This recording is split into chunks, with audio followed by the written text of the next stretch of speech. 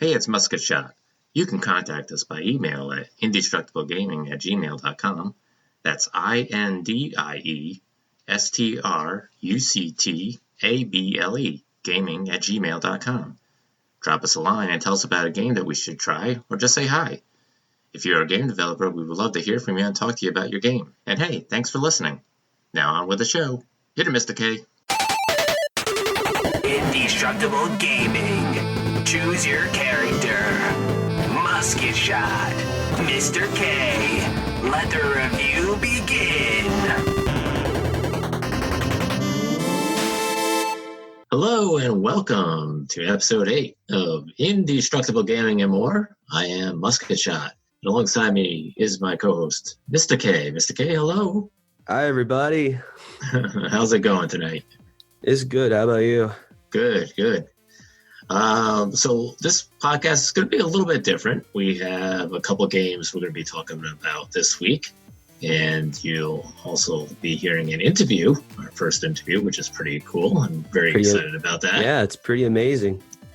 And you'll also notice that there's some music in the background. And that's courtesy of the developers of our first game that we're going to be talking about. Subpixel Inc. is the developers. And we want to thank them for letting us use the music to a game called Ready, Set, Goat. Thank you so much. Hey guys, this is Mr. K from the editing booth. And I'm here with a quick update. The music that Subpixel used for Ready, Set, Goat was actually made by Joshua Empire, so thank you for that if you're listening. Sure. Yeah, this is awesome. So the two games, again, we're going to be talking about this week is Ready, Set, Go and Wargroove. But we're going to start off with Ready, Set, Go. And this is an app game. Can be used on your phone or tablet. It's either an Apple, you can download the game app on Apple or Android systems. So it's a free downloadable game, which is always good. Yeah. It's the game Ready, Set, Goat. GOAT is developed by Subpixel Inc. They're located in California, and two gentlemen have developed that game. Their names are Tyrell and Eric Saar, and hopefully I'm pronouncing their last names properly. Hello, Jimmy. Hello, Eric. You're probably listening to this right now. Yeah, we hope so. It's a one-button jumping game, real simple gameplay. And your time is basically your score in the game. You play as a goat, and you're jumping to squash what they call creeps and other creatures. There's I think 3 different creatures that you can squash. And the longer you stay alive, obviously the bigger your score is. So it's based on how long you can stay alive time-wise. And you only have 1 life, so as soon as you get hit by one of those creeps, well, game over. Start again. I'd like to also mention that this is time-based. Yeah. So the longer you go, it's real-life time. Exactly. Yeah. Just real-life time. So that's what I was talking about. So your time, whatever it is, there's what they call a not a scoreboard, but a bleeder board. And if you're not familiar with what a bleeder is, I had to look it up because I was like, I know it has something to do with a goat, but I'm not sure what. If you're familiar with what goats sound like when they cry out when they're talking to each other or talking to humans for food and stuff like that, that's what they call a bleeder. So that common noise that you hear from goats, that's a bleeder. So that's why it's called the bleeder board. I did not know that. Yeah. Learn something new. Not the leaderboard, it's the bleeder board. Look at that. Again, that'll have all the best times on there from people. And so when you play the game, you can submit your times onto the leaderboard and see where you stand. I did notice that some of the times on there were incredible. The best time I got was like 51 seconds. So, which is... I think I was somewhere in the 60s. Probably like 61, I'm pretty sure. I'm not that good. It's an easy to play, hard to master. Yes, exactly. It is. It really is. There's a stats section on the main page when you bring up the game, and you can click on that, and it'll show you like what your best time is, your average time, how many games you've played, how many creeps you've stomped, and some other little things like that. On the main screen, also, there's some random goat facts at the bottom of the screen, which are kind of funny. It seems to change around, and they put little random goat facts on there, so it's pretty cool. So you want to just kind of give the folks a quick synopsis of the gameplay, Mr. K? Well, to put it in short words, because it's pretty simple, you run from one side to the other, like you said, jumping on the creeps, and possibly getting higher on the level matters on how many creeps are there and what they do. There's 3 different ones. There's a normal one that just walks on the ground. There's one that floats in the air, and there's another one that's just really big and walks on the ground but takes a couple hits to, kill. And if you hit on the walls, you'll bounce off of them. The good thing about this game is that it's a one button game, which basically that means you only have to use one finger, which could be a joy if you're lazy enough. Or it could be a joy because you're like me and hate button mashing type stuff where you gotta it goes for use everyone. all 10 fingers on your controller to make the guy do one thing. So if you're somebody like me who grew up playing games like Atari where there was a controller and one button to slam your thumb into 1,000 times to get it to do something, it's pretty fun. It's a fun game. I enjoy it. It's repetitive, but at the same time, it latches you on. It's like kind of like Flappy Bird, if anyone remembers that. Mm-hmm. I don't know how you couldn't. That was such a popular game then. Yeah, this is a very addicting game because you start playing it and, you'll get hit and have to start over and stuff like that. And you'll just kind of find yourself playing it for 10, 15 minutes at a time because you're like, I got to beat the score. I got to beat my score. I got to beat my score. I got to beat the time. Like I said, it's real time based. So you get lost in your own play sessions. Yeah. I mean, this is probably not a game you're going to play for an hour. You're going to play this in short periods of time. You're going to play for 10, 15 minutes, whatever it is that it's a quick, fun game. It's all one level. There's no other extra levels. So it's all, and it's all on that screen in front of you. So everything just is nothing scrolling. You're not scrolling down the screen or anything like that. It's all right there. The only thing that isn't popping up in your face is no ads. So exactly. That's a godsend right there.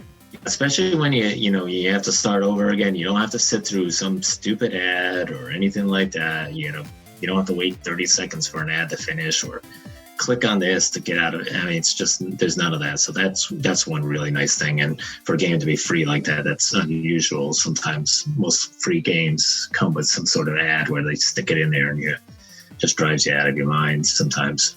99% of the games on the mobile stores are like that. Yeah. It's really sad to see, though. Yeah. Because I bet if that wasn't the case, a lot of people would probably play it more. Yeah. No matter what game you make. Yeah.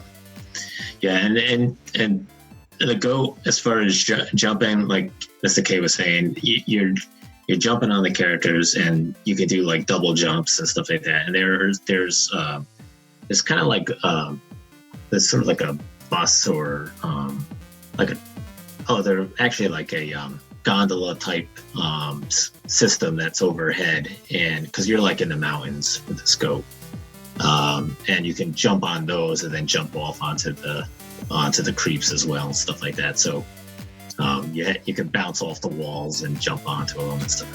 And so it's a fun game, but the gondolas also are positioned in such a way that sometimes you have to be careful. You don't hit those and bang off those and then land, or slam into the creepers below, instead of landing on top of them. So kind of like, this kind of reminds me of like, with Mario and those types of games, you got to land on top of them just right. You don't want to hit them too early, kind of one of those things. So there's a lot of skill to the game, but it's an easy game to pick up and learn and play. I think anybody can really pretty much play it if they know how to play it. The color is good. It's similar. You said it was probably like a 16-bit type game. can you do me a favor? I'll answer that question afterwards, but Okay. can you check if your mic is using the Yeti?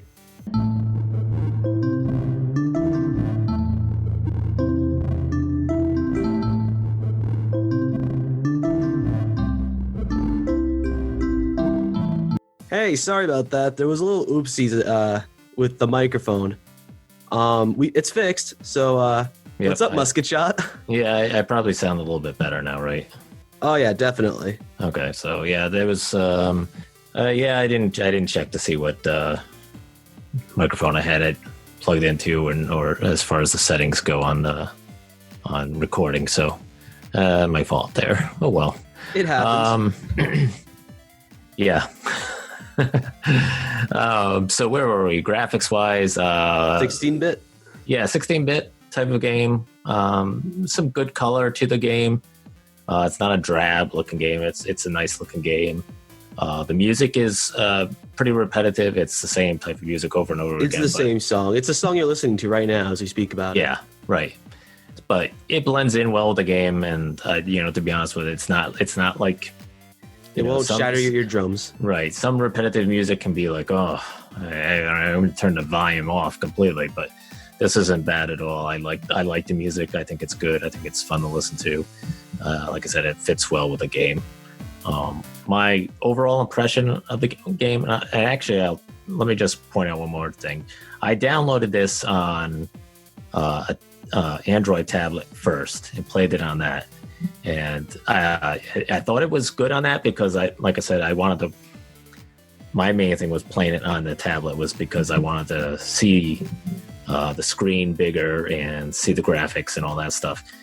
I did notice though on the main screen that it seemed to maybe not fit everything on it, and that might be just a matter of myself making an adjustment in the settings so that it would fit better. Who knows? Maybe it was the fact that maybe it's not supposed to be played on tablet. Maybe they just made it for phones. Maybe, but yeah, it could be. It could be, but I thought it played well on the tablet. That's where I got my higher score, was on the tablet. I also downloaded it on Apple iPhone, and I loved it on the iPhone because I thought it was going to be harder to play because of the smaller screen, but I thought it was a lot better to play because I was able to, hold on the iPhone. I was able to use both thumbs to control his jumping and stuff like that. So depending on which side of the board he was on, I was able to use that thumb to do the jumping. So I liked it a lot better on the phone. I thought it was easier to play. You would have thought my higher score would have been on the phone, but for whatever reason it was on the tablet. Who knows? But it's a fun game. Like I said, you're probably not gonna play for hours each day. You're gonna play for 10 15 minutes at a time, and I think that's basically what they made this game for. It's easy to learn. It's not easy to master. That's for sure, right? I mean, yeah, something to kill time with. It is a hard. Some of the leaderboard scores that you'll see, you'll be like, how did they last that long? But, yeah, I was impressed. Yeah, it's crazy. But I think there's this satisfaction of trying to beat your previous score that will keep you coming back to this game. So, and on a scale from 1 to 10, I would give it an 8.5. I think it's just a fun, no nonsense, easy to play game. That's, like I said, if you're sitting in the car waiting for somebody to come out for 10, 15 minutes, it's a great game to play. Keeps your mind off of just sitting there, waiting. Yeah. So what's your impression on the game? Final impression. It was fun to play. I liked bouncing up the walls and jumping on the enemies, even though I didn't last very long. Mm-hmm. Well, it's good to spend time on. It's a good time, especially now in quarantine times, where everyone's locked in their rooms trying to kill time. It's a perfect app to get your mind off of things. Right. Yep. Yeah, especially if you're, or maybe you're working from home like me, and sometimes you're waiting for something to download for work or something to upload or whatever it is. You could pull it out and bang out a couple rounds of Ready, Set, Go, and put the phone down, go back to it later on. When you got some free time during lunch or whatever. I mean, it's one of those. Like I said, it's a really good game. I think they did a good job with this. It's fun to It's fun to play, and I think if you like those types of games, you'll like downloading this game and like playing it. Overall, I think I would give it an 8 because I enjoy it. Yeah. I still have it on my phone. Probably want to install it for a long time.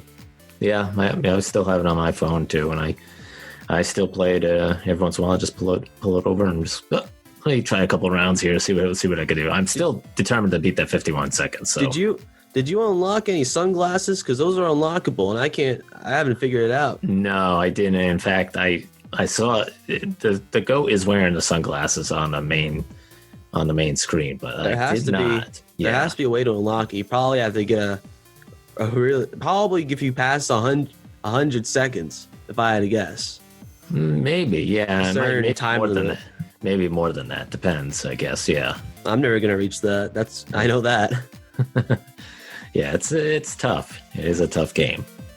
But we are actually also lucky enough this episode to actually talk to the two developers of this game, Eric and Jimmie, and they are kind enough to sit down in an interview with us and talk to us about the development of the game. And really nice guys.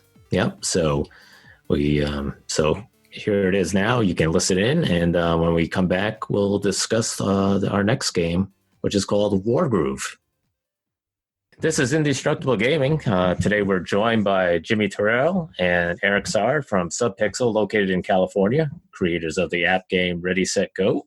Thank you for joining us today. Thanks for having us. We're excited to be here. Yeah, Thank you. thanks. Mr. K, do you want to get started? Yeah, why not? So how long has Subpixel been in the game design business? Yeah, so business is a funny word.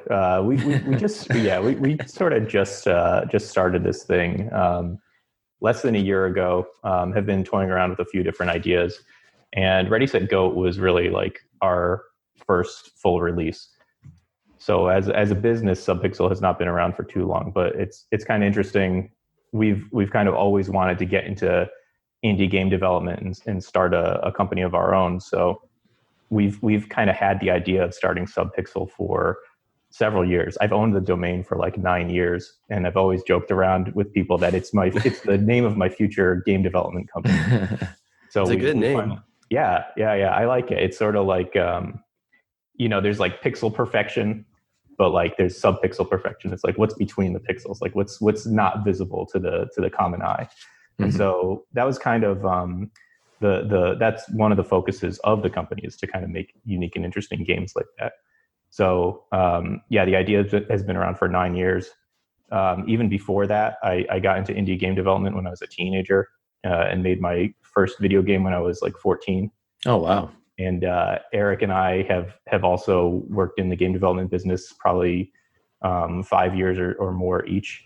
So yeah, we've kind of been on the periphery of true game development, but this is our first indie release. So where did you two meet, and what made you make this jump into this type of business together? Yeah, we worked together at two previous companies, actually. We met at a startup that was called Playdom. It was in the California Bay Area. We were making social and mobile games. This is back in like 2009. Okay. And that company actually got acquired by Disney while we were there. And so we started working on some games with Disney IP, which was pretty fun at the time. Jimmie worked on a Star Wars game. I worked on a Pirates of the Caribbean game. But, the games industry is a tough business. So we both ended up leaving that. And Jimmie actually founded a company, a non-gaming company called Reflective. That was a SaaS business, like selling, business software. And I joined him there, and we ended up working there for another 5 years after Playdom, and sort of seeing more of the business side of running a company. And then we both left there last year and said, hey, we've had enough of the sort of hardcore business. Let's go back to game development. That's where the passion is. So we sort of started fiddling around with a few game ideas and managed to actually finish a game, which is always the hardest step. So yeah, that's kind of the cycle. But yeah, we worked together for, I guess, 10 years at various different places. And that's pretty impressive. Seems like a good fit. Yeah, we know that we don't drive each other too insane. So we thought we could maybe make some games together. It's funny because this has kind of always been in the cards. Because me and Eric, when we worked at Disney, we'd stay late at the office playing video games with each other, and then when we were at Reflective, we would do the same thing. We were like there until midnight some nights, just on our work computers playing video games, and we still play video games together. So this has kind of always been in the cards, and we finally decided to do it almost a year ago. Oh wow, that's awesome. It is pretty cool. So It's pretty fun. So besides Ready, Set, Go, is Subpixel working on any other projects? So it's just the two of us right now. So it's hard to juggle multiple projects at once. And there's more complexity to Ready, Set, Go than it appears there is on the surface. So that's our main focus. We started working on sort of a bigger idea initially. I think this probably happens to a lot of companies, but we had sort of big dreams. We started working on it. We realized, whoa, this is going to take a long time. We need to learn some more about the process and about, the tools we're using and what it's like to launch a game. So Jimmie actually had the idea to work on a smaller project, something that we could get done quickly. And we made Ready, Set, Go. And we've had a really positive response. People really like it. Obviously you guys wanted to talk to us, so that's yep. Exciting. So really fun. Yeah, so we decided let's focus on that for a little while. Let's keep putting some more into it. We're enjoying it, and people like the game, and that's kind of the hardest thing to find is a game people actually like to play. Yeah. So we're going to focus on that for a little while. Okay, cool. So I know I enjoyed your website. It's a simple website. It's only a few pages, but I really enjoyed reading the game development information that you guys both put out. I don't know if they were like separate blogs that you put out on a different site. Yeah, blog posts, yeah. But I thought it was really interesting because it kind of gave you some background information of like how to create a game and some of the techniques that you use and stuff like that. Is this something that you guys, would consider doing, helping people along with making games in the future, or is it? No, absolutely. I think that the teaching and sharing aspect of any sort of creation is it's kind of it's fun and it's a noble effort. So I enjoy doing that. I would be lying if I said that it wasn't also part of our marketing and promotion strategy too. We want to try to cast as wide a net as possible. And in the indie game development business, it's kind of tough to reach an audience, to just find an audience. It sort of starts with your family and friends, and then the next closest thing that you can get to is other game developers. And so hope that you can offer some content that they can actually consume and learn from and find useful, and also in the process, try out your game and maybe share it with some of their friends. And that's sort of a method to break out. So it's kind of a win-win for us because I think we like to be able to share and teach. We're also looking for a wider audience. So part of our strategy was just any content that we could share that could be useful or consumable by other game developers or even people in other businesses.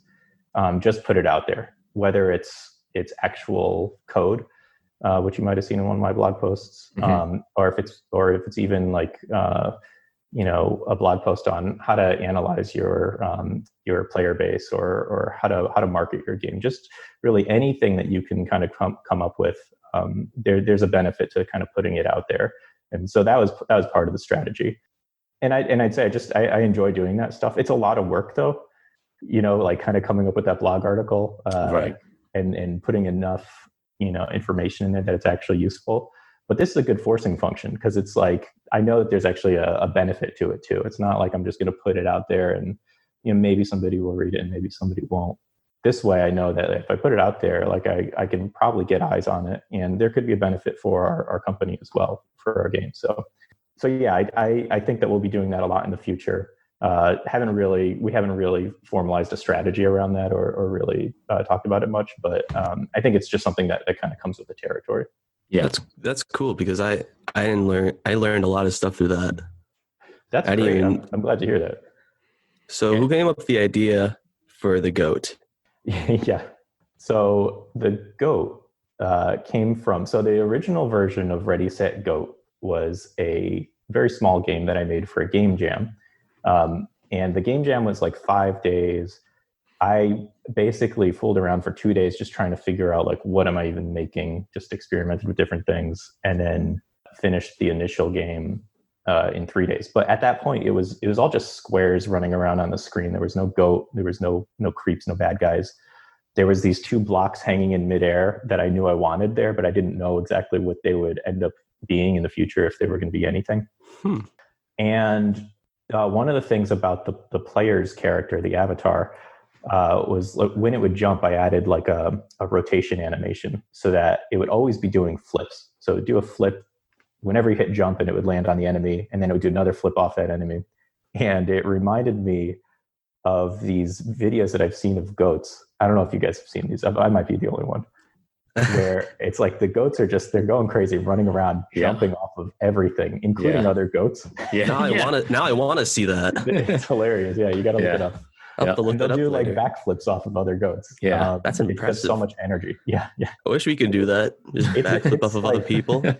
Yeah, it violates the laws of physics. Yeah. And anyway, so I was looking at my own game, and I literally had the idea: what if it was a goat? And I posted that into our Discord channel, and I think everybody was just like, "Yeah, that sounds good. Like, let's go with that." So then it went into the more visual design phase of like, how do I fit a goat into what used to be a square, and figuring that stuff out. So, but yeah, that was kind of the initial idea behind it. Interesting. Yeah, I've seen some of those videos of watching goats in somebody's, backyard where they have tons of them, and you get that one like young goat that just decides everybody's a ramp or some kind of trampoline I'm going to bounce off. Yeah. So it is fun to watch. Yeah, the goat in Ready Set Goat is definitely based on those goats. Yeah. So how long did it take you guys to develop the game? Yeah, so like I was saying, the initial game jam, if you look at it, it's actually still up on itch.io. It is? Oh, okay. It's like, just the square block version. And I think I'll keep it up there for posterity purposes. Yeah. It's kind of cool to see. It's always good to look back at stuff you made. Yeah, exactly. And it's different from the game that we have now. But you can definitely see there's a lot in common still. So 3 days is all it took to get that far, but it was missing quite a bit. And actually that's where Eric came in, kind of filling in. They say that there's like the 80-20 rule, and the game, maybe was 80% done with the game jam. And if you think about it, the last parts, it's like art and like actually publishing it to a phone. It sounds like the stuff that you can do kind of at the end. Maybe that's a naive opinion, but it takes a long time, and so it kind of requires somebody else's eye to come in and say like, hey, maybe you should go in this direction, maybe we should do this, and getting it really polished for production, so that when it hits audiences, they really connect with it. But yeah, so all that took months, maybe like 5 months, I think, of putting the final polish on it. And some of it was more important than others, but I think in the end, it ended up being a really good game, and there's a lot of features in it, like things like we really wanted a leaderboard in there to kind of drive the competitive spirit, and so people could see what is actually capable, or what can be done in this game, like what are people capable of, and give them kind of a target to aim at. And so like little things like that, like getting that to work for both Android and the iPhone was just took more time than we expected. Artwork, I was the sole artist for all of the art that's in the game right now, and I'm not really an artist, so I really struggled with that. I mean, like things that would take maybe a regular game artist or pixel art maker, what would take them maybe like days probably took me weeks. So that was a huge slowdown too, and there was so much back and forth in my own head about what was considered a final product for some of this artwork. And then I'd show it off to other folks and get their feedback, and then kind of sometimes go back to the drawing board or stuff like that. So, I think in a larger game development studio, stuff like that can be streamlined and go way quicker if you actually have like a dedicated, experienced artist to do that stuff. But, for us, we struggled a little bit, but it was, in the end, I think we had the time, so that was good. And we ended up really liking the final product.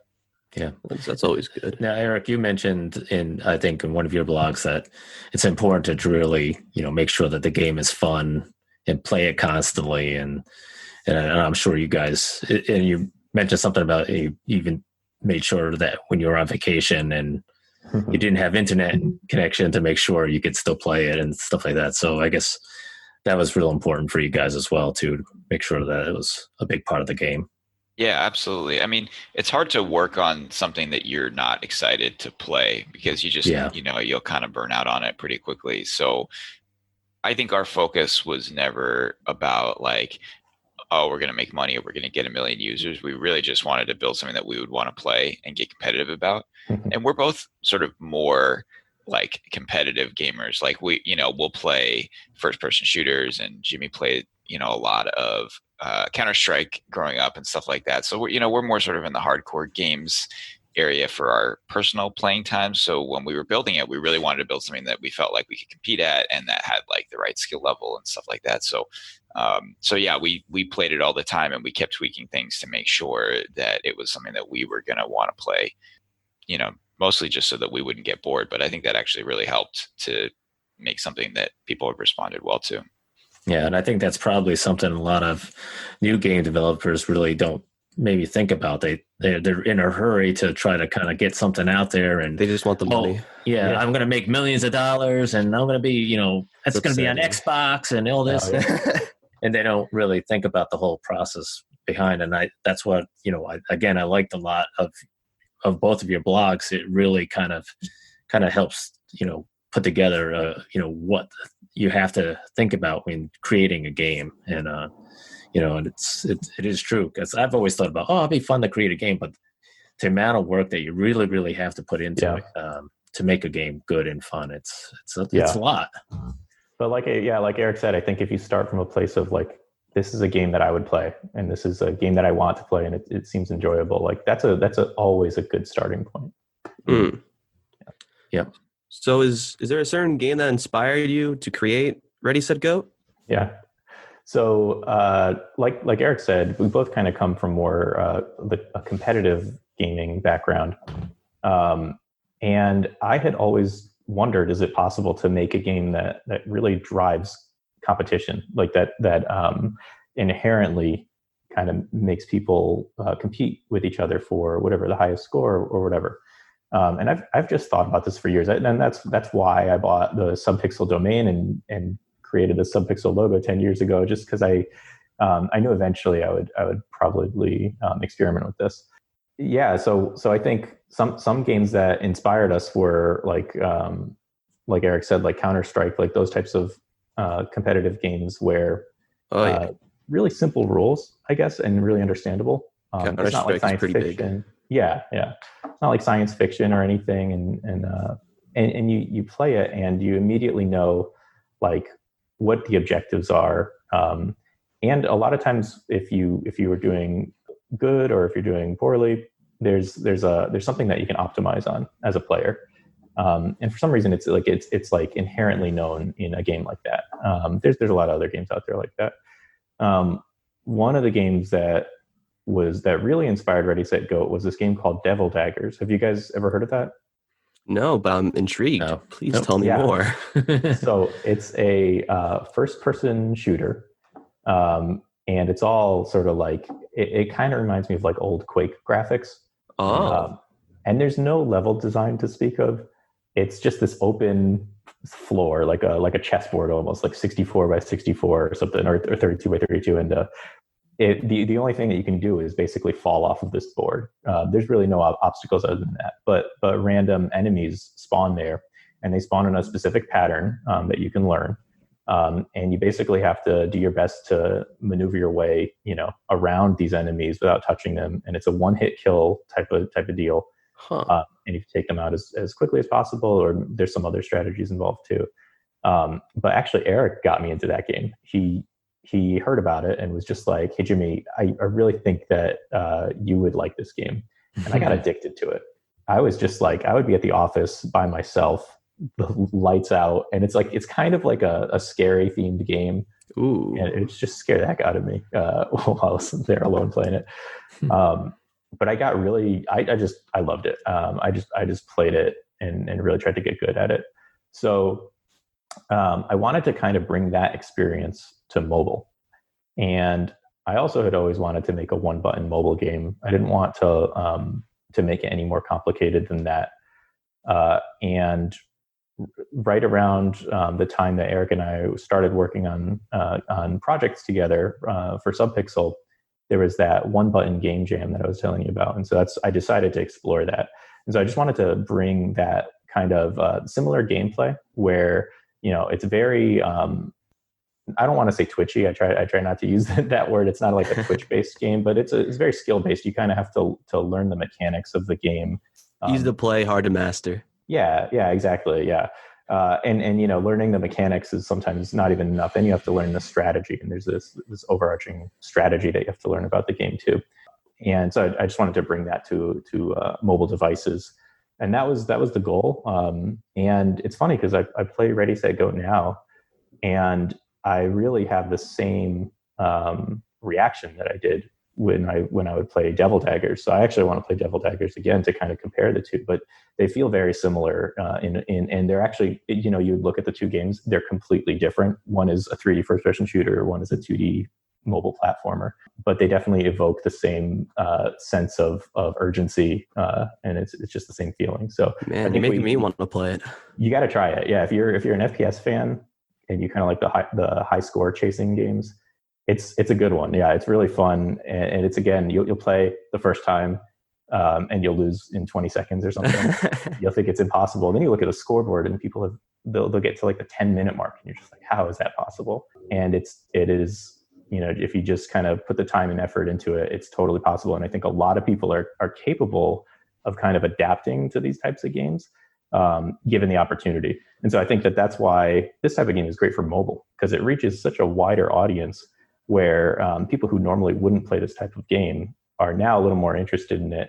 And we've seen players who, don't even really play games a lot get ridiculously high scores in Ready, Set, Go. And that's kind of, that was one of the theories that we had early on, and it worked out. So it's kind of proven to be true. So were there any thoughts on changing the game halfway through development, like the character or gameplay, or maybe changing the one-button gameplay to multiple buttons at all? We never thought about changing to multiple buttons. One button was kind of the foundation. This is going to be a one-button game. That's going to sort of be the guiding light for us. And that is helpful in some ways because it really keeps you focused. It does limit your options. When we think, okay, we want to solve this problem, a lot of the solutions we think of involve other buttons, and so we have to rule all of those out. But it really does sort of narrow our focus. And we wanted it to be that kind of game. And being a one-button game, you can market it that way, but really the whole point is that it's going to be simple and easy for people to pick up. People who maybe don't play a lot of other games. We don't want complexity. We want you to understand how the game works within like a few seconds of your first session. You guys have played it, so you probably noticed there's not like a big tutorial that's holding your hand through every step. You kind of get it within the first couple seconds. Yeah. And so that was a big guiding principle. So we sort of stuck with that. We did add some stuff through development. As Jimmie was saying, we want to be competitive. We want there to be some skill to it. So, we had a few ideas, like initially there were enemies that just took one hit to kill, to stomp. And so we eventually added one that takes 3 hits to stomp and that spawns other enemies. So that really adds sort of a challenge when you get up to some of the higher tiers. You really have to strategize how you're going to do that. We also added the sunglasses mode, where if you get 3 hits in a row, you get sunglasses, and that's provides how you get armor. Yeah. So those kind of, obviously it's still one button, but now you're thinking not just how do I survive, but how do I chain together some stomps so that I can get that, and that's really going to help me keep going. So honestly, it's amazing how similar Jimmie's initial 3-day prototype is to the final in terms of gameplay. I think he nailed the core idea of what we're going to do, and that was really the hard part. So after that, we just sort of added some additional depth for to keep us interested as you get to higher and higher scores. but the core didn't change that much. And that's actually not super common in game development. Usually you're pivoting left and right all the time until you find something that's fun.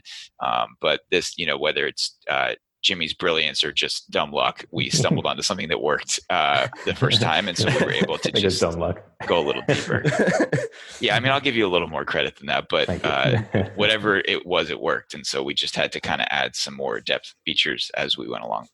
Yeah, well, I'll tell you, I love one-button games because there's so many games out there, especially on the phone. Sometimes where there's multiple things you got to do, and it's like it's really hard on a mobile game to do more than one button. Sometimes it's just really kind of limited.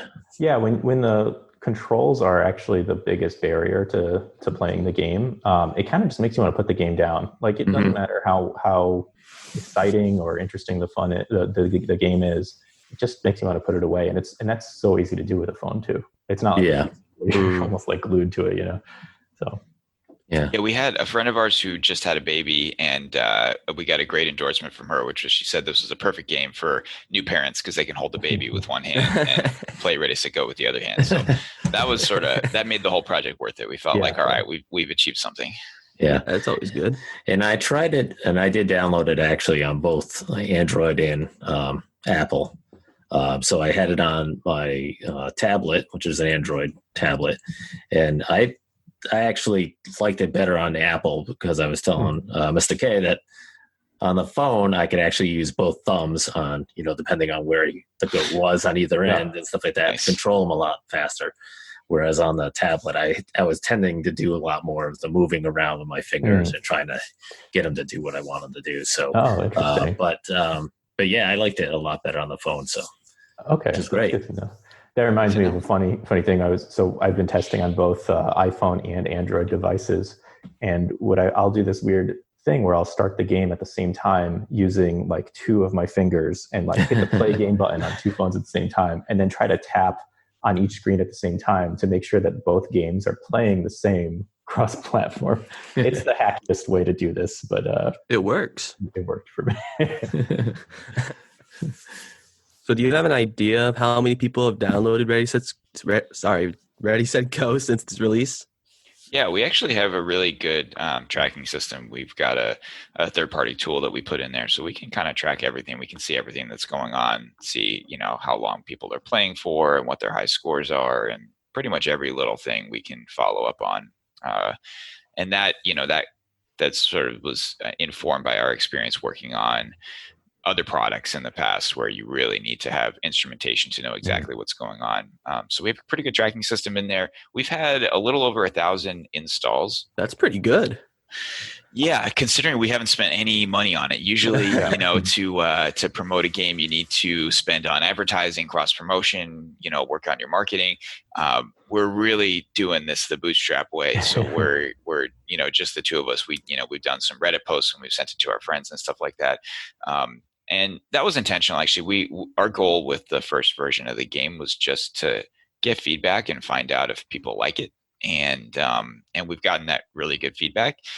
But with a game like this, it doesn't really make sense for us to pour any money into trying to market it when the game doesn't have any way of making money. It's totally free. We don't have any ads. We're never going to put ads in it. We hate when there's ads in games. Thank you. Yeah, so that's kind of not the approach. And, we have the luxury of having a little bit of time. We were both working until last year. So we have a little bit of time where we can sort of fiddle around with the game, and we're not working for some company that's pushing us to, you need to make this money, you need to make this budget by this date. So we're able to kind of slow roll it, get some feedback, and then decide what we want to do next before we, sort of light a bunch of money on fire with advertising or anything like that. But we're really happy. 1,000 installs is great. It's a big enough player base that we can actually get some feedback. We can look at the numbers, we can look at the progression and figure out where people are getting stuck or where people are dropping off. And that's going to inform the next steps of development for us for sure. Yeah, I don't think that we really had foreseen this type of reaction to the game. We thought it would be, some people would try it and say it was fun, but I didn't expect to see such competitiveness on the leaderboard.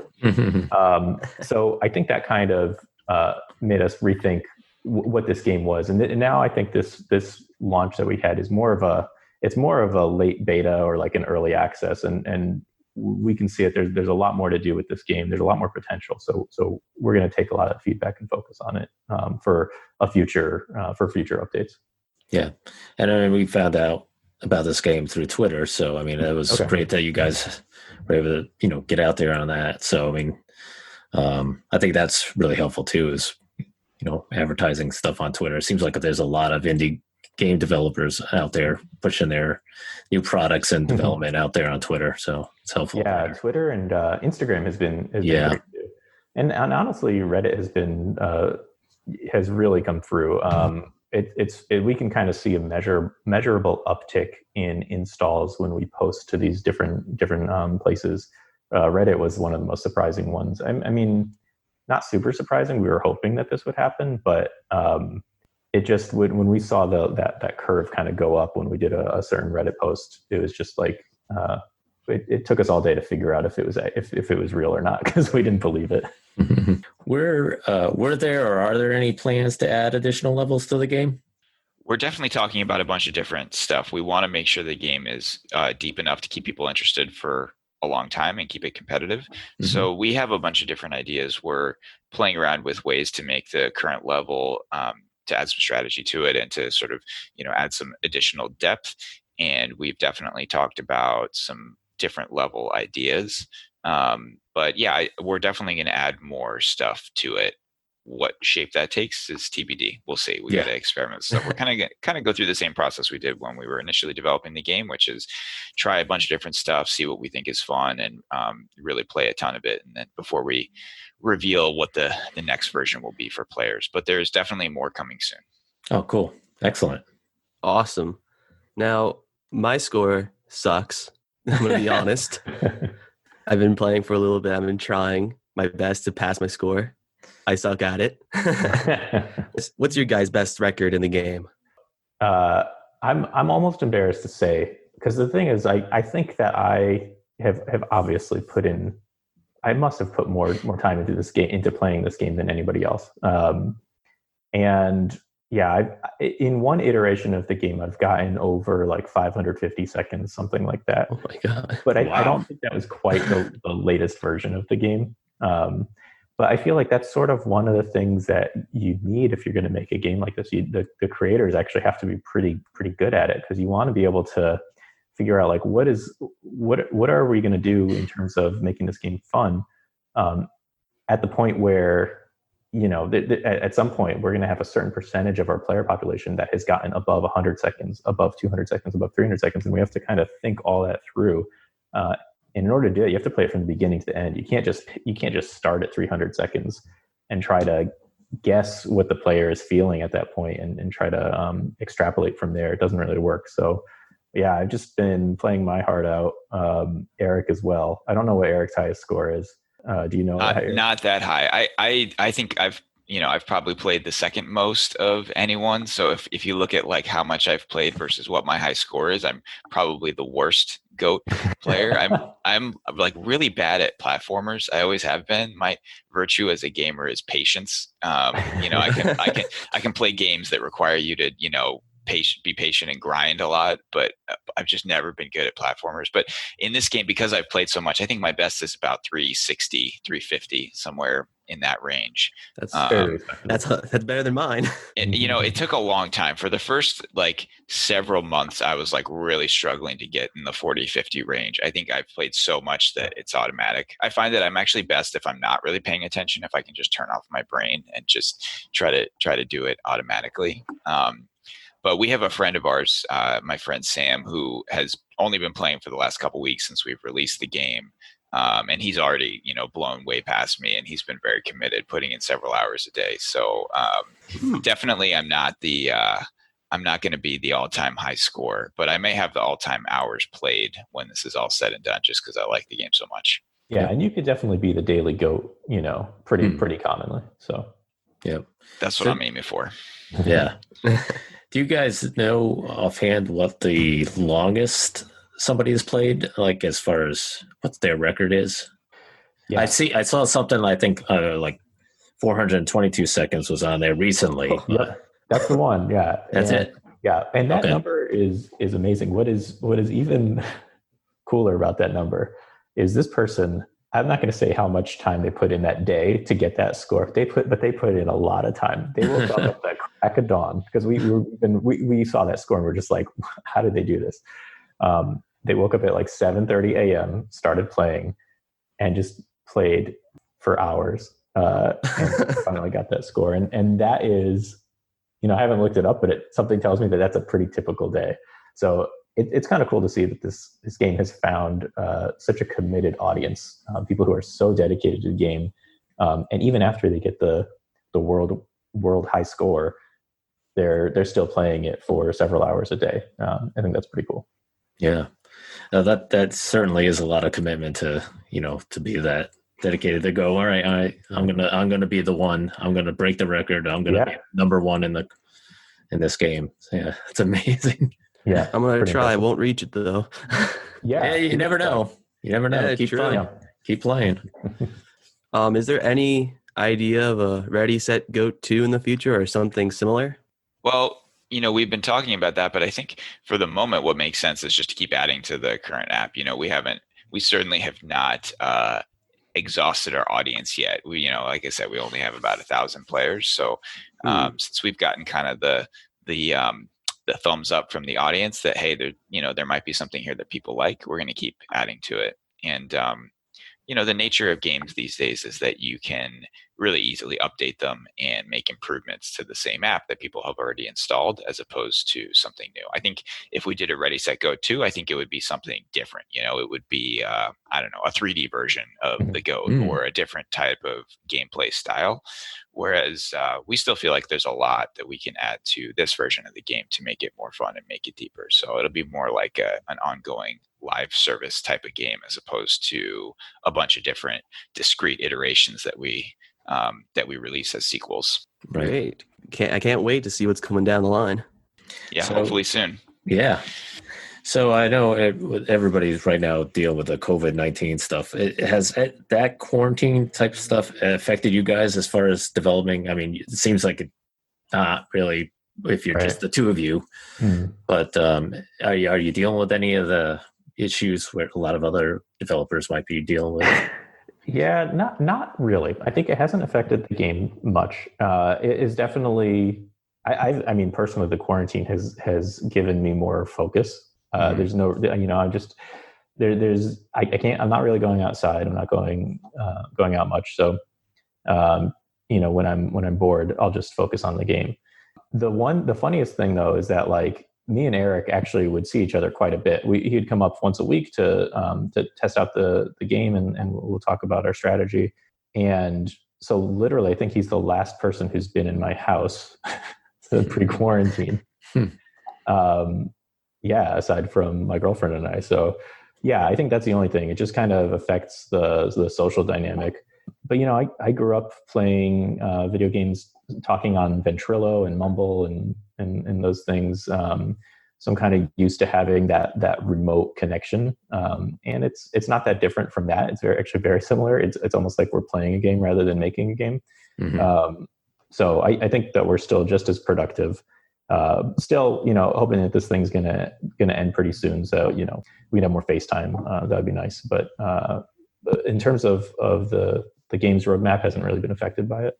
Yeah, good. As far as the studio, do you guys have like an actual studio that you go to, or do you just basically work from home and stuff like that on the game itself? Yeah, just working from home. The studio is our homes. Nice. Yeah, if we figure out a way to make some money off of Ready, Set, Go someday, that's the dream. Right. At least a small studio where we pay way too much on rent in San Francisco. Yes, yeah. Is it something that you think you guys would do? Go to like a E3 conference or some kind of video game convention and promote Ready, Set, Go? Or yeah, I think so. I don't know that Ready, Set, Go is the right game to promote at those conferences, but if it takes off, I could see that working. Like, I would have said that Flappy Bird, for example, is not the game that you go to E3 to promote. But after it took off and had however many millions of players. At that point, I think they made a good case to actually go to E3 and at least, well, maybe not E3, but there's the GDC, and talk about just like marketing strategy. Like, how did they get the game out there, and how do they find an audience? So there's a lot of useful information to share with other game developers. So we might have that. But I definitely think that we'll go to conferences like that for future games. You know, we wanted to get this one out there quick, get the experience, so we can work on something bigger and more in depth. And right now that we're still going to focus on GOAT, but eventually we'll probably switch off to another game. And I would love to go to a conference and promote the game there. Yeah. Yeah, we both go to the PAX East conference here in Boston. Oh, nice. You know, this year they were lucky enough to have it a little bit earlier than they normally do. And instead of March, they had it in at the end of February, so they got it in before a lot of things really became difficult to, you know, for crowds and stuff. Did they move it up on purpose? I don't think they did on purpose. I think it was just probably a change of time, just because it was just more convenience. Yeah. Okay. Yeah. So that worked out. Yeah, it worked out nicely for them, you know, for that. Yeah.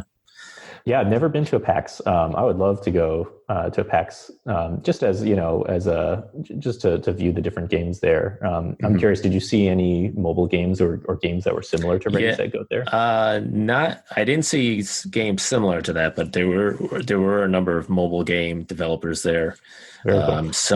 It's my wife and I usually we go on a Thursday and a Friday where it's a little bit less crowded. And like I was telling Mr. K, you know, when I go to these things, I don't really worry about going to the big developers like the Xbox and Nintendo and all. I spend my time wandering around and talking to a lot of the smaller indie game developers, because I think it's so much more interesting to find out what their game is about and talk to them and try out their games. And they're just dying to tell you about the game and get you to try it. And, you know, hey, it's on Steam right now, but we're going to try to get it on Xbox. I mean, so it's a lot more interesting to me. You know, some people go to these things and they want to spend their whole entire time standing in line waiting to go play, you know, Animal Crossing or something like that. You know, to me, that's not what I want to. I don't want to do that. I want to go and visit with everybody else and talk to them, find out what their game is. You know, I come back and I have like a list of games that I'm like, okay, I got to wait for this game to come out. I got to look for this one. So I love that. That's cool. It's a lot of fun. Yeah. I'm curious, is there something that draws you more to indie games, you know, aside from, you know, meeting the developers and going to PAX, but is there something that you think is kind of inherent to the indie games that draws you to them as opposed to the big AAA titles that are out there? For me, I think it's just, you know, a lot of it's just different games, different styles of games, the stories and stuff like that. I'm always, I like playing like a lot of different games, different styles. Gotcha. So, I'm like you, Eric. I'm not very good at platformer type games, you know, jumping and doing this and that. It's sometimes a little bit difficult for me, but, it's a mix for me. I mean, I do like the big title games. They're a lot of fun, but I think a lot of the indie game developers, there's a lot of interesting games out there, and I think there's a little bit more variety and different styles of games, and it's a lot of. I think it's a lot of fun to play them. I mean, there's going to be some games that aren't going to be that great, but I mean, we've been doing this for about 8 weeks now, and the games that I played, I mean, you know, I may have sat and tried some of them, or some of them I might have been like, oh, I don't know, maybe I'm not, you know, but between Mr. K and I, we kind of throw titles out there and like, how about this game? Let's try this. And you end up finding games that you're like, wow, this is really fun. This is a really fun game. So very cool. I like indie games because you feel with most games, I feel like you feel the passion the developers have put in, and I feel that with Ready Set Go. Yeah. Oh, thank you. You guys put a lot of work into this, and that's what I feel a lot of indie developers do, but they get slept on, and that upsets me. So I feel like it's deserved to go out and play these games for them. so that they can continue what they like to do, and that they can build upon themselves and make the games even better than before. Yeah, that's a great perspective. We need more players like you, I think, around the world. Yeah. Mr. K is. I keep telling him he's got to somehow get a career in game. You get those guys that play professional, like esports or the other games and stuff like that. And he's one of those guys that I've never seen anybody play a game and just like defeat games. Oh, really? Just crush them. I mean, when Cuphead came out, he defeated Cuphead and got 100% on it. And I was like, "Are you get past the second level on Cuphead?" I was like, "Are you kidding?" It was so hard. But he takes. I mean, he'll spend so much time trying to defeat the game and get through the whole entire game just so he can experience the whole game. And I think that's it's just one of those things that I think has made it one of the reasons why we did this podcast was just to sort of try out different games and get him to really, I mean, because he can, like I said, he can get into these games and really explain them and talk more about them. Whereas, whereas I have a little bit more trouble getting through some games sometimes, and my skill level is not as good as his, but it's been a lot of fun doing this. So anything you guys want to plug before we end the interview? Anything like on Twitter or anything that you guys are doing right now, blog wise? Eric, can you think of anything? Just play the game. Yeah. Anybody who listens to this, it's totally free. It's on iOS and Android. Just go to readysetgoat.com and you'll see some gameplay videos there, and you can get access to the iOS and Android versions. And we're really just looking for player feedback. We're really responsive because we have a small player base. So we'd love to hear from anybody who plays it and has any thoughts. And yeah, that's it. Just play this fun, free game. That's all we ask. Now, you guys were talking about like you wanted testers on the website, I saw. Sure. Yeah. If there's, it's still at that point where we're looking for feedback. We're trying to figure out the next steps. And definitely if folks, hit any issues, if you've got some old Android phone or something and you hit some issues, then we want to hear about that for sure. You can contact us through the website. You'll see there's a contact email. You can post on Reddit. You can find us on Twitter or Instagram. So just reach out to us any which way, and we'll be happy to hear from folks. Yeah, and anyone who, I'm looking at the leaderboard right now, anyone who can dethrone Goldie Games at 422 seconds or Smabbit at 401 seconds, please play the game. If you can do better, we can learn a lot from that and make the game better from it. So we'd appreciate that. I'll try my best. Okay. I have one more thing to plug. So we on May 22nd is National Goat Day, in case you didn't know. Very popular holiday. I'm going to celebrate it now. There is a goat sanctuary that I heard of that is, I believe, in California. It's called Goatlandia. It's goatlandia.org. It's a farm animal sanctuary, and they take in all sorts of animals, goats and otherwise. If you feel like being charitable, you can go to goatlandia.org, give a donation on National Goat Day. I'm sure they'd really appreciate it. Yeah, absolutely. Yeah, feel free to send the link to us too. Okay. We'll promote that as well. Will do. Cool. All right. Well, gentlemen, thank you very much for your time. Yeah, we really appreciate it. Highly appreciate. Yeah. No, we had a great time, and thanks for giving us a platform to talk about our game. Yeah, absolutely. And I will tell you that I downloaded that on the iPhone 6S, and it worked fine. Okay. So I don't know if that's. I'm sure there might be some older iPhones out there still floating around. Yeah. But it worked fine on that. So okay, I didn't have any issues. So that's good. Okay. All right. Well, thank you again, and I appreciate much. your time and coming on with us. And we hopefully we'll be talking to you sometime soon down the road. Yeah. Thanks, looking guys. forward to it. All Thanks, right. guys. Nice meeting you guys. It's been really fun. Take care. Okay, hello. We're back. Yeah. I hope you enjoyed the interview. Thank you again to Jimmie and Eric for joining us. And again, we appreciate you coming on and spending some time with us, talking to us about your game. And Love you again, guys. thank you for letting us use the music for the game. That was very nice for you to do that. That's awesome.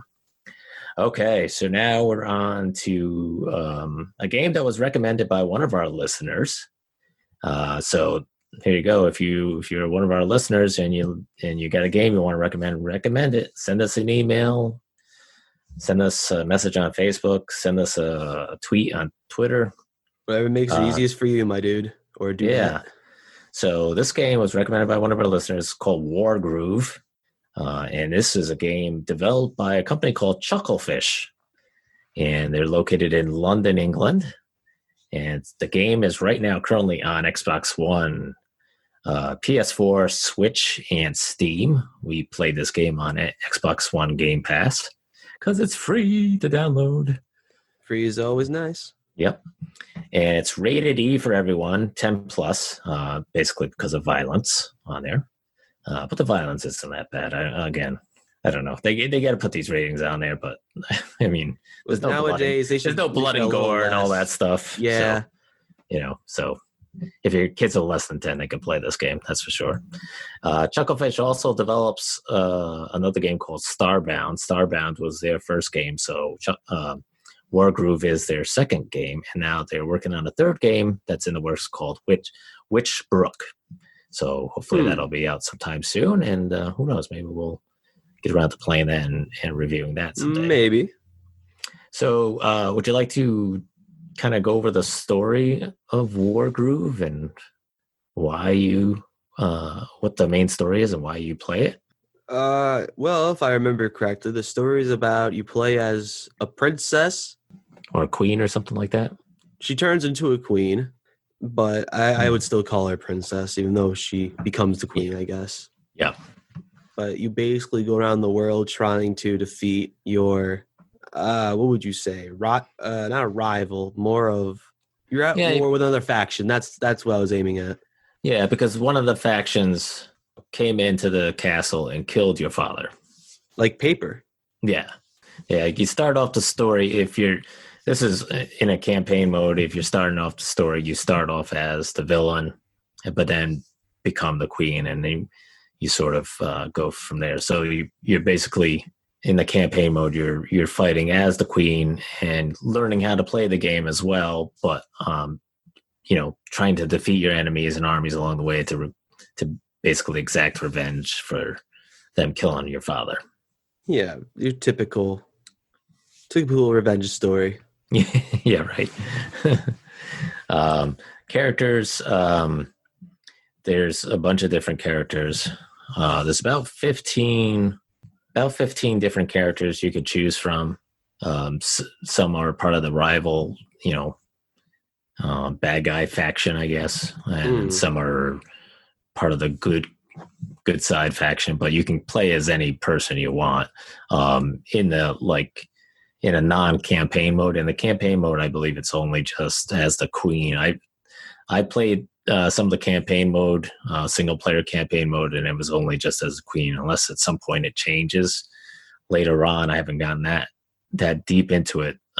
It might, but I would think it just stays in that mode as with you as the queen and her army and her, I guess, confidant that comes with her and is somebody that you can actually use in the games itself, in the other modes, I guess, against the computer. You want to talk about the gameplay a little bit? So your gameplay is of a tactical RPG. Basically, you have one side of your characters on one end and the others on the other side. And basically, what you have to do is, it depends on the situation. If the other characters have a main character out there and not just your typical characters like a soldier or an archer, then you just have to kill them all and win. If they do, however, have a main character, you can either, I think it's if they have a stronghold, which is a big tower that you can defeat with your guards and different soldiers, you either defeat the stronghold or kill the main antagonist, and you'll win. There's a lot to this game, so yeah.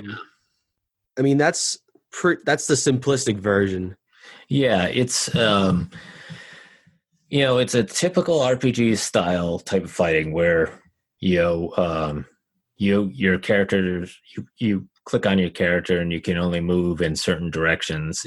There's boxes that'll show up as to which directions you can go, and you can only go so many moves depending on the terrain you're in or the person you are.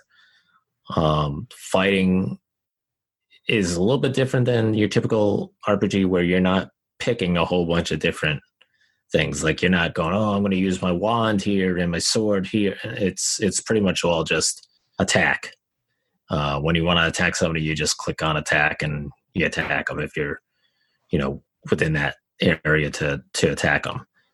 You can depending on, like Mr. K was saying, depending on the map you're on, you might have one or two other characters with you. You might have nobody else with you other than yourself, and it just depends on the map and which one you're fighting on. And sometimes, if you're playing as a certain character in the map, you might be fighting two other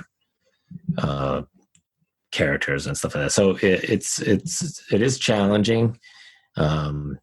There's a way for you to select an army or additional forces each turn. There's basically a capture system. Yeah, there's a building that will spawn your forces based on how much gold you have. So in order to get gold, you got to capture the buildings around you.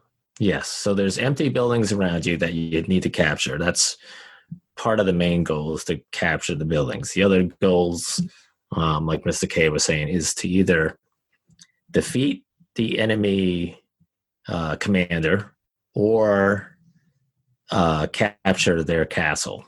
Those really are the only two ways to win, is to defeat the main commander or capture their castle. But if you, by capturing the empty buildings or destroying and retaking a building that the enemy had, each time, each building gives you a certain amount of gold.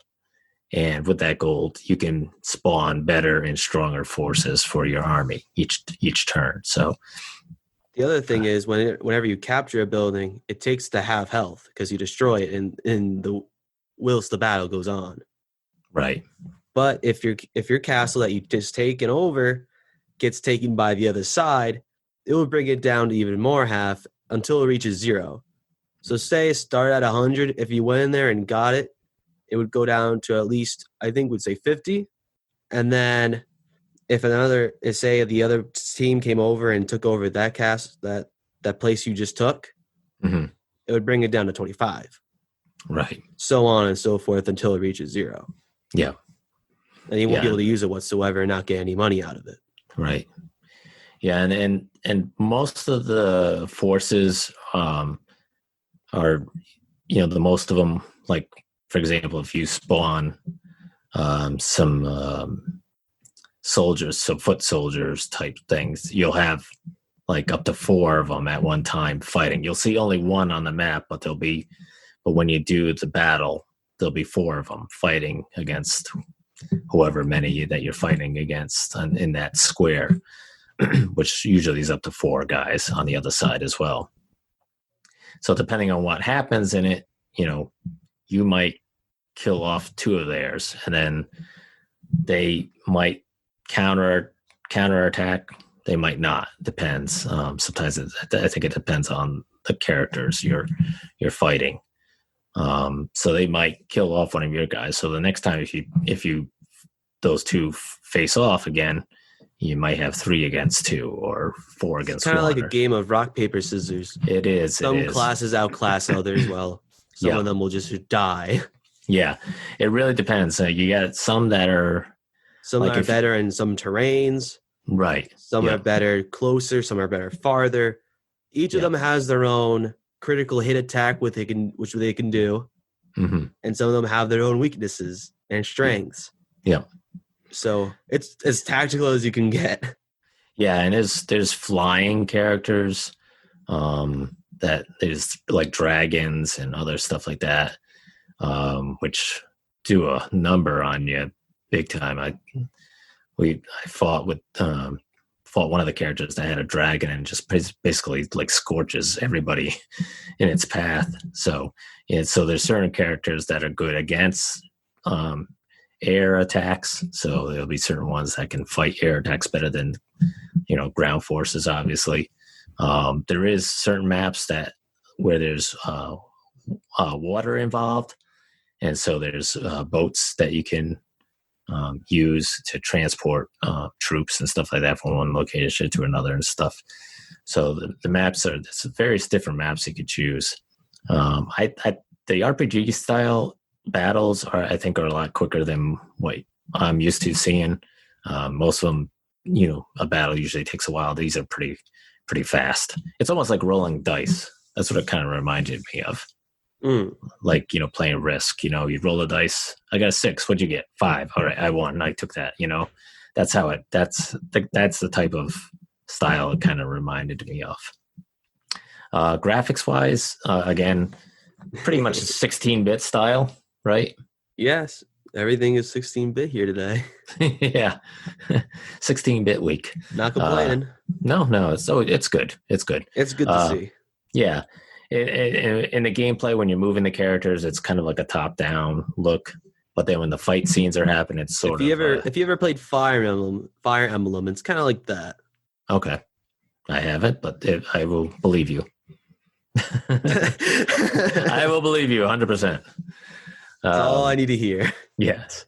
The fight scenes are more of like a side-scrolling type. I would guess. I would say fight scenes it depends on the unit that's being used. If it's a long range, then it's kind of like, I wouldn't say mirror, but you get to see both sides. Right. So you'll see them shoot the arrows, but you won't see it go, but you'll see it come to the other side. So you at least know there was some distance in between. Right. It's really cool to watch. Yeah, it's kind of they kind of split the screen, so your side, your guys are on one side, and the other opposing force is on the other side, and they'll kind of like if there's knights or if ground infantry, they'll scream and then run across the other side and attack the guys, and then vice versa. Or if you have archers, they'll shoot their arrows up in the air, and it looks like it's going far, and then it come down on the other side and hit the guys or whatever and stuff like that. It's pretty neat to see this stuff. And like I said, the air type weapons like the dragons and other stuff like that you can use. It's pretty neat to see. I think the fighting graphics are pretty fun to watch. They're you wouldn't think there's going to be a lot to it, but it is pretty cool. The opening cutscene when you go into the game, you're like, wow, it's pretty amazing. It looks like a cartoon show. Yeah, almost looks like an anime type cartoon. It's really good. I wanted to skip it, to be honest, but you can. It didn't allow me. Oh yeah, no. If you just hold the button down, you can skip it. To hold it, I was clicking. Nope, just hold it down and it skips. So I wish I did. But it shows it tells you that in like little print all the way down the left hand corner. Print, of course. Yeah, you gotta kind of I was like, what did that say? And I'm like, oh, it says skip. I was like, okay, I'm skipping because it's a kind of high quality though. It's really so long. It's really good, but it's a kind of a long intro. So it is a long intro. I don't want to have to sit through that each time, but so that's it for like the gameplay and graphics. Music is good. I like the music. Is pretty good. 16-bit music. Yep, it's typical 16-bit music. It's fun to listen to. It doesn't really. I don't think it really. I think it adds. Some. That's the charm. Some to the game. Like it's good background music, but I don't think it overpowers the game. I don't think it takes away from the game at all. No, not at all. My general impression of the game, I think it's a good RPG title. I like it. I like RPG games. Some of them can be a little tedious though, because some of them could be like there's too much talking, or the fight scenes take like forever to get through because you gotta pick different things, and then it's gotta go to this person and this person and this person, and this is really just forces going at each other. So it's not like when there's 4 against 4, you're not watching one guy do one thing, then one guy do the other thing. It's all 4 doing something against the other 4, and then it's, you know, retaliation. So it's like all the fight scene stuff is over really quick. Now, as far as gameplay, I did some of the campaign style, single player campaign style. My wife and I did a player versus player battle, which How was that? Well, I lost, so it wasn't very good. But no, it was good. The player versus player is good, and you could play. And I don't know if I forgot to mention this, but you can play multiplayer, local multiplayer, up to 4 people, or you can play it online as well, which is pretty cool. Can you tell me you guys did co-op as well earlier? We did co-op battles against the AI, and I'm telling you, man, I don't know, maybe because we were just terrible, but the AI is really hard, and it's not like we had it on a certain setting, because the settings, there's no settings, there's no easy, normal, difficult type setting or anything like that. It's when you play against the computer, the co-op, it's very difficult, and it's smart AI. It knows, you know, where to go, and you have to be this is one of those games you have to be very aggressive against the enemy. You can't just like sit back and wait and go, all right, I'm going to build up my forces and then attack. Because if you do that, they just find ways of taking advantage of it. So I find it very difficult. We're both determined, I think, to keep playing the game, because we definitely want to beat the AI in at least one of the co-op battles. But we were really getting into it the other night when we were playing, and at one point we beat. I think we defeated one of the flying forces that the enemy had. It wasn't a dragon, but it was something else that was big, and we defeated it. And we were both like slapping each other's hands, like, yeah, like in your face. And then the thing just beat the snot out of us the rest of the game. But you know, but it's very difficult, but it's fun. I thought the campaign mode is fun. From what I've played of it so far, I think it's a great way to learn the gameplay if you do the campaign mode by yourself, because it really teaches you how to play the game and what the characters do and what they can't do and how they can move and how you can use them in battle. So I think it's a great teaching way to play this game. So if you have time to do that, I would highly recommend that before you jump in. Like my wife and I did, we just jumped in and we kind of learned it by playing that. So, and I think you might be able to do a co-op campaign as well. I'm not sure if you can, but I think that is a option in there. And there was one other thing that I thought was kind of interesting in the settings, is that in the settings, there was a way to adjust the game for those folks that are colorblind. And I don't think I've ever come across that in settings. And there's a lot of games that do that. Is there? That's awesome. Yeah. Because I think that's really, I was blown away by that, because I was like, wow, that's really cool that they do that. Because I don't think I've ever come across that before. Maybe there is stuff and I've just missed it, but I thought that was really neat, because I'm sure there's a lot of people that love playing games that are, you know, and this is a very kind of colorful game. The maps are very colorful and stuff like that. So there's a lot, you know, and some of the characters, you can change the color of their outfits and stuff like that. So, you know, sometimes you got to be kind of careful, as, you know, it could be sort of similar to what the enemy's color is and stuff like that. So it's kind of tough to tell. So I think that's definitely awesome that they do that. You know, as far as the game, as far as what I think of the game, I would definitely give it an 8 for me. I like the gameplay of it. Again, I think the AI is extremely difficult, so that's probably kind of more of a frustrating thing for me. It's and probably why I wouldn't give it a higher score than 8, because I think if it is that difficult, I think, you know, people that want to play against the computer and something like that are going to get frustrated and be like, oh, you know, maybe I won't bother playing this game that much. But I'm curious to continue on the campaign mode at least, and keep trying that and seeing what the rest of the game holds out or holds up as far as play and stuff like that goes. So what's your final impression of the game? Well, it's a little complicated. Because you don't really play RPG titles that often. It's not really my thing. Yeah. I was still willing enough to give this a try. The music was wonderful. I liked the aesthetic. I liked the look of it. The one thing that set it back for me, not only the fact that it was a tactical RPG, the voice acting, I can't really explain it too well. I feel like it was a little, with some of the characters, it was overacting. Mm-hmm.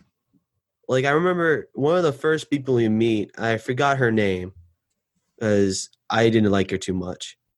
I just remember all she did was scream. Mm-hmm. And I just found that really annoying. And I can understand when you try to go into character, you may get angry because, the character's angry. But you can feel, especially if you're using like Turtle Beach headsets, you can feel the mic peaking. Yeah. So it was just excruciating to hear. Yeah. I every time I heard her, I just said to myself, "Shut up, please." Mm-hmm. I didn't want to turn the volume down because of what I've heard. Everyone else is fine. Yeah. Can you describe the talking in it? Because it's not. They kind of talk and say like maybe a word or two, but then it's like, Sometimes they mumble and sometimes they say words. There's no actual sentences being said. Yeah, and sometimes they'll just take out words out of the actual speech bubble that they're using and then just say that. Like, right. Like that would be like me saying, "Oh, make sure to clean the bedroom," and then just saying, "Clean the bedroom." Yeah. That's kind of how it was. Yeah. You just cut things off and paste and just use it as the voices. Yeah. Which it works, but some of the voice acting I just didn't really like too much. Yeah. And the fact that it was a tactical RPG wasn't really my shtick. Mm-hmm. So if I had to give it a score, I would give it a 6. Yeah. Okay. Yeah, I think taste. Yeah, I think you have to be an RPG fan, I think, to like this game. If you're not, I think you'll like it, but it's not the typical RPG thing, which was good. Like I said, you're not waiting for the AI to move and do one character, then do another character, and it's like, oh my god, a battle takes 25 minutes to happen. The battles are definitely a lot faster. So I think if you like or if you're on the fence of RPGs, I think it's worth giving it a shot and giving it a try and see if you like it. Again, I think the co-op battles are extremely hard. I'm determined to. My wife and I are determined to beat it at least once, but we'll see. But I think it's got good replayability. I don't know, like if you do the campaign mode, if you'd ever do the campaign mode again. I'm not sure if that would be worth it, but the rest of the game, I think if you liked playing online with friends or somebody else, it'd probably be fun. Okay. So that was it for Wargroove. And again, thank you to our listener for recommending that to us. And it's always great to get games recommended to us. It's always nice to try new games. Yep. No matter what. I mean, whether we like it or not, it's always fun to try because you never know. Now, before we go on to the next games we're going to try out, I said last episode I was going to try 100 versus 100 on Totally Accurate Battle Simulator and tell you guys what would happen if my console would explode or not. And is this still standing up? Good news, it's alive. Oh, nice. And it's working well. All right. It worked. So I tried it in a couple of different ways. Okay. I first tried it with the smallest of people, so like the normal characters. Yeah. And it worked. It worked fine. Mm-hmm. The frames per second, which basically detects how slow the game will play, that slowed down a major amount. Oh yeah. And then I'm like, what if I do this with 100 mammoths? 100 woolly mammoths? Yes. That slowed it down. And then I wanted to take it one step further. Okay. You know those merry-go-rounds that had the cannonballs shooting out? Yes. I did 100 of those for each side. So when I did that and I started the war, I couldn't even zoom out. It was taking more than a second for one singular frame to go by. Oh wow. It was atrocious. Yeah. I was laughing the whole time, of course. I was expecting it. Yeah. I wasn't surprised at all, but it was pretty fun and enjoyable when I could. I wish you should have recorded that. We could have put it up on Facebook or something like that.